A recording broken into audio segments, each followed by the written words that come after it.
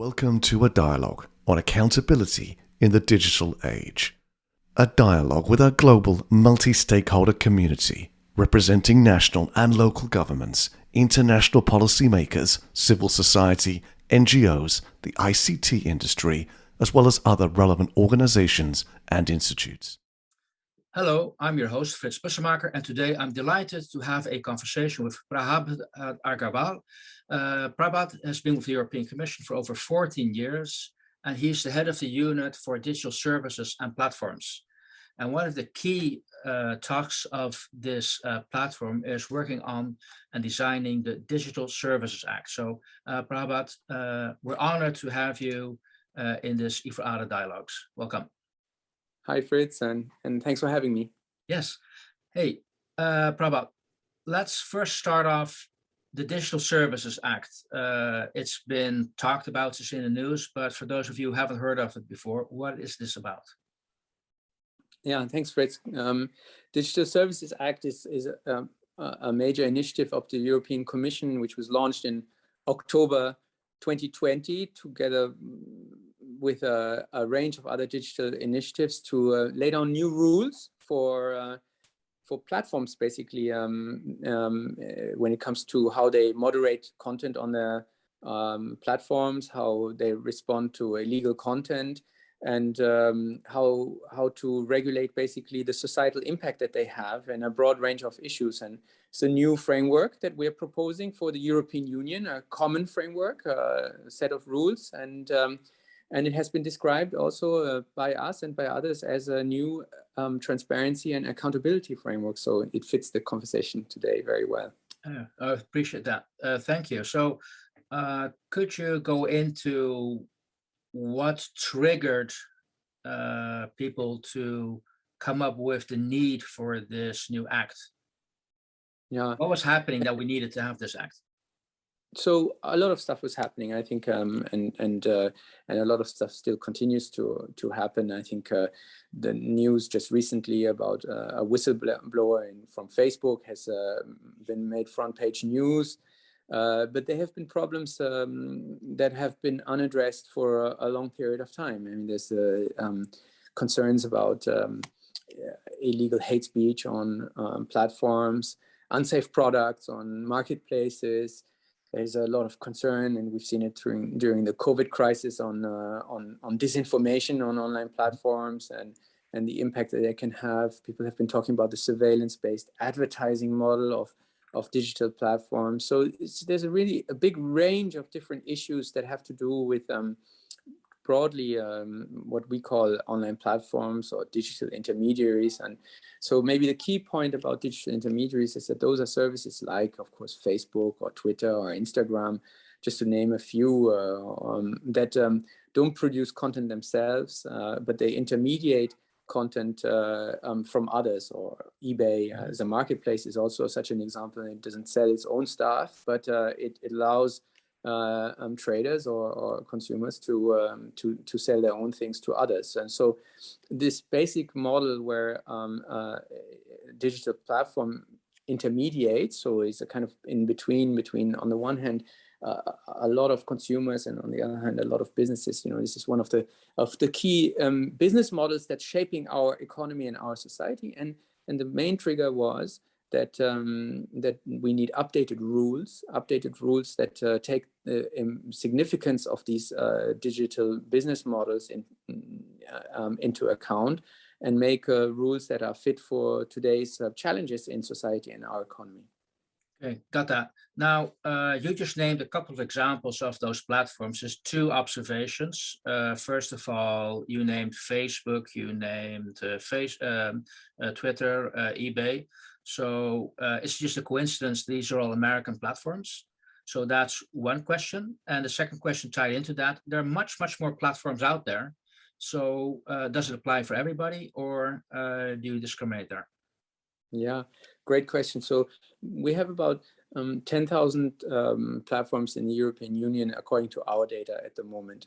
And the vast majority, 90% plus, are European platforms, and they're in the early stages, innovators. A lot of them are niche platforms or local platforms. A lot of them are in the startup phase and so on. So that's one part of the landscape in the European Union. And then it's true that you have a very small number of platforms that have enormous reach in basically everybody uses the services by some of the very large online platforms, as we call them, or gatekeepers, we call them sometimes also in the Digital Markets Act.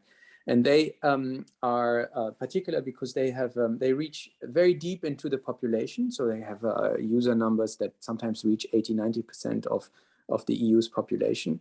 At the same time, they often have also enormous financial and technological resources.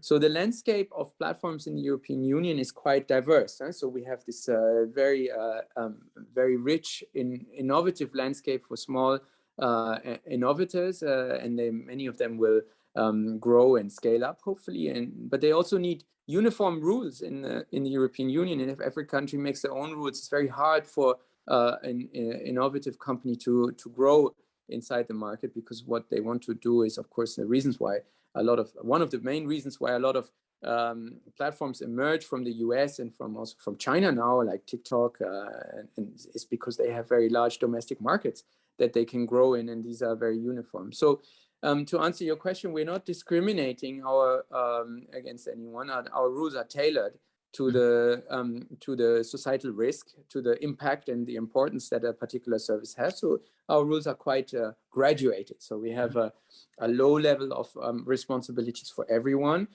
But we do think that we need some basic minimum rules for everyone. And then we have a catalog that is more extensive for the biggest ones, and the basic philosophy there is that those who have broad shoulders need to bear a bigger share of the societal responsibilities, and they have some of these countries, of course. Some of these countries have, of course, also very big means. Huh? Yeah, no, so that's true. Yeah, we're not picking one country. Let me just be very clear about that. There's no. The headquarters, it doesn't matter. What matters is how many users do you reach in the European Union. This is one of the key parameters that triggers one or the other obligation. Got that. No, it's good to get that message across and make that clear. Now, this also reminds me of what kind of legislation we introduced in the early days of the internet. So United States introduced the Communications Decency Act in 1996. A couple of years later, European Directive in 2000 established a safe haven for hosting providers, basically stating, hey, they're not responsible for content. And now you're coming up with a legislation, you are responsible. Is that the way I should interpret this? For instance, I think it's a bit more nuanced than what you're discussing. So what we're saying is that the basic principles of the Communications Decency Act and the e-commerce directive providing, as you say, a safe harbor for liability. That means that if you post something on Twitter, Twitter is not liable for what you are saying on their platform. There's one big difference between the US and the EU, is that in the United States, this so-called safe harbor is almost unconditional. I mean, and in the European Union, even since 2000, it's a bit different, the system. So for example, Twitter can be liable if they are made aware that, for example, somebody is posting hate speech on their platform and they're not doing anything about that.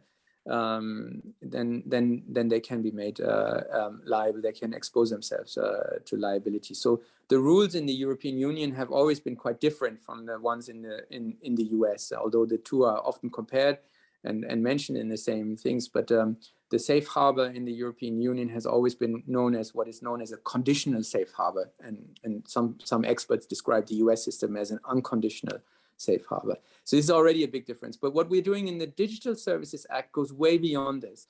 And what we're saying is, irrespective of the safe harbor, you have a societal responsibility as a platform to have certain basic mechanisms in place. And one analogy that I use a lot is that of a concert hall. We expect a concert hall have fire extinguishers, fire exits, alarm buttons in place, and there needs to be some basic rules so that the police can access if there's something going wrong and so on. But we're not dictating what kind of music people can play in the concert hall, So the rules in the Digital Services Act can be thought of as being the fire extinguishers and the alarm buttons and the emergency exits for the digital sphere. That's what we're putting in there. And of course, if there's a concert and maybe people start a fight in the concert and some people get injured, of course, in the concert hall, you wouldn't make the operator of the concert hall immediately liable or sue them for somebody getting injured in a brawl, but you would check, were all the safety measures in place or not. So this is a better way of thinking about the Digital Services Act. The responsibility of the provider is primarily to ensure a safe environment, making sure that they have. And so, of course, this is a bit basic analogy, and the rules that we have in the Digital Services Act are, of course, much more sophisticated, and they're also tailored to the size. But this kind of tries to bring home the distinction between responsibility and liability in the online platform sphere that we have tried to use as a concept for the Digital Services Act. Great metaphor. I mean, this hits it home of what this whole act is about, the whole concert hall model. I like that. Does make me think. I'm going to read back a quote of you, which you've done earlier this year. It's no longer acceptable, in our view, that platforms take some key decisions by themselves alone, without any supervision, without any accountability. So without any sort of dialogue or transparency. Now, you made this statement, and in the context of, say, taking key figures, global figures offline of social media. And that's a decision by a particular organization. Why did you make that statement? Because I have a question behind that. Well, the context of that statement was that that there was reasonable concern that we share that platforms are policing their own terms and conditions very selectively.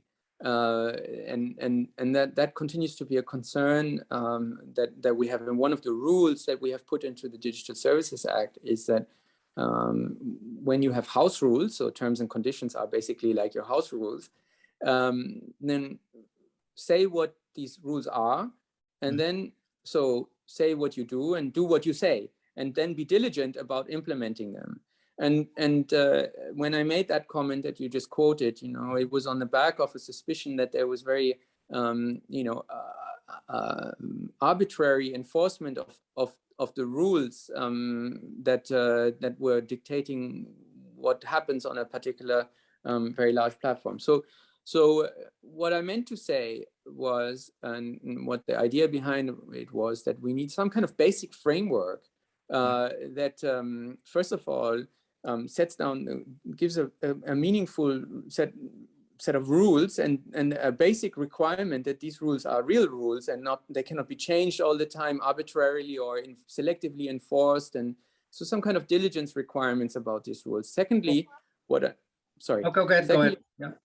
Secondly, what I meant is that we needed a basic set of transparency about what kind of decisions are being taken on the basis of these rules, and then a supervision needs to be in place on whether this is really happening according to the rules or not. And this is the framework, roughly speaking, of what we're trying to do in the Digital Services Act.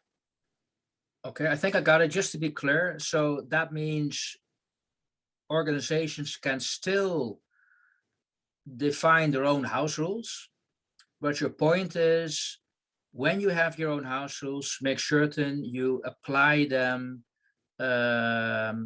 consistently, and Exactly. you not abuse your own rules to actually do politics through those rules.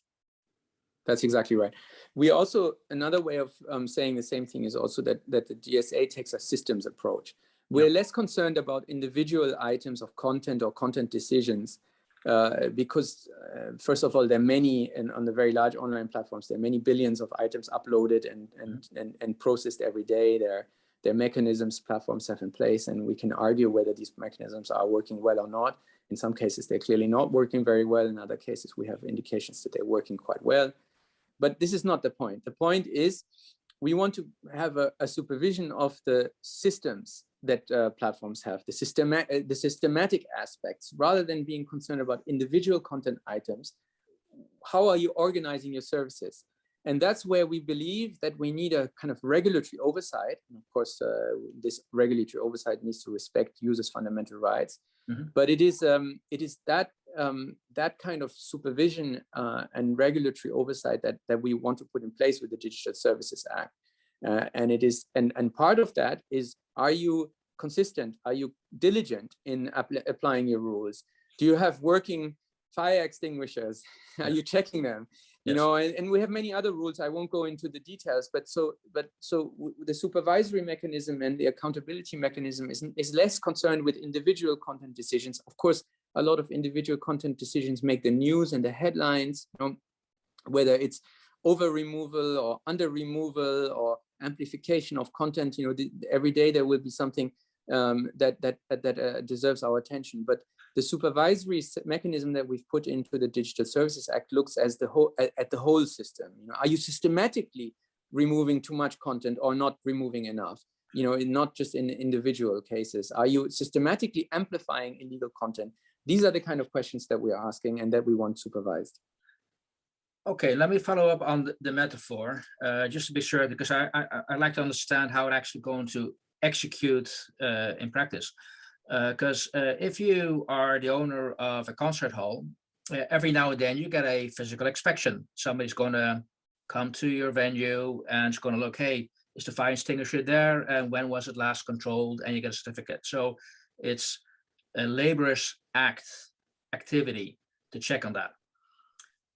What type of solutions, tools, support technology are you going to do that in the digital age? Because as you just mentioned, there's so much information out there. So how can actually do those checks?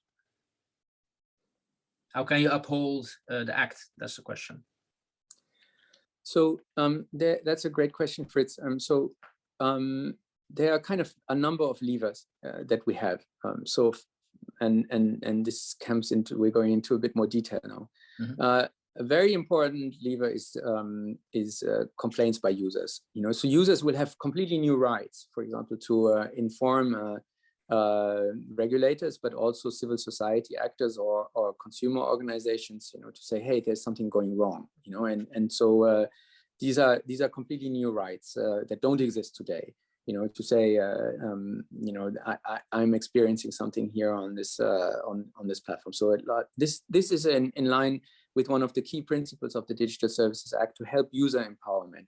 It's not only about government action. It's not only about what platforms are doing. It's also to give users tools to be. And so, and we're also giving users a lot more new tools to understand what's happening exactly. For example, if their content is removed or if they complain about content, then there is much more information about how this is processed.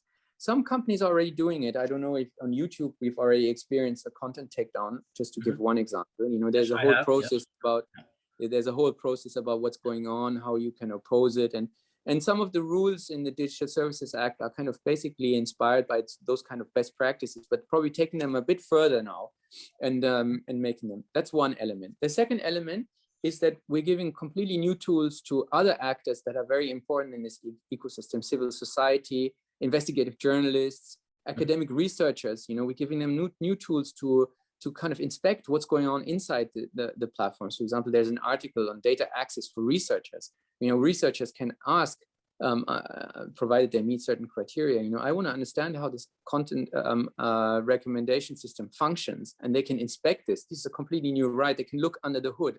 But this is not for you and me, Fritz. This is really for experts in the field, you know, who are really kind of scrutinizing these things. So that's complete. And so we're giving a lot of new tools to those experts, you know, academics or civil society experts, also through very extensive transparency reporting that are aimed as excellent new public databases about all of content decisions that are being taken. They can be data mined.